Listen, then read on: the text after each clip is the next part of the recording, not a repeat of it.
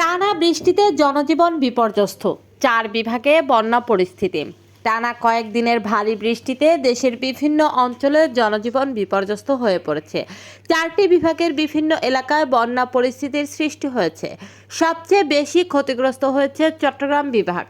সেখানে পাহাড় ধসে অন্তত 30 জনের মৃত্যু হয়েছে। এছাড়া বিভাগের বিভিন্ন এলাকায় সড়ক যোগাযোগ মারাত্মকভাবে ব্যাহত হয়েছে।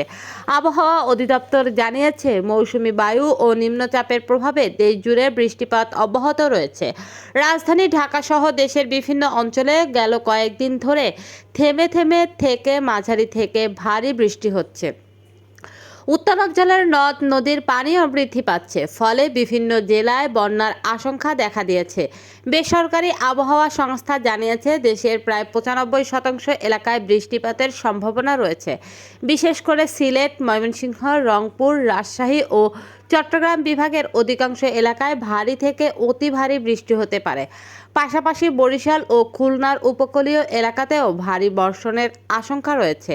আবহাওয়া অধিদপ্তর সতর্কবার্তায় জানিয়েছে, অতি ভারী বৃষ্টির কারণে ঢাকা ও চট্টগ্রাম মহানগরীর কোথাও কোথাও সাময়িক জলাবদ্ধতা দেখা দিতে পারে।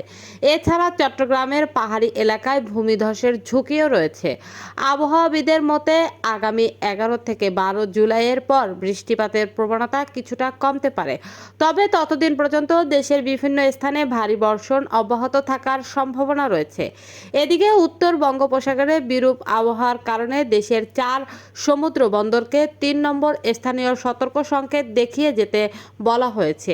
একই সঙ্গে উত্তর বঙ্গোপসাগরে অবস্থানরত মাছ ধরার নৌকা ও ট্রলারগুলোকে পরবর্তী নির্দেশ না দেওয়া পর্যন্ত উপকূলের কাছাকাছি থেকে সতর্কতার সঙ্গে চলাচলের নির্দেশ দেওয়া হয়েছে।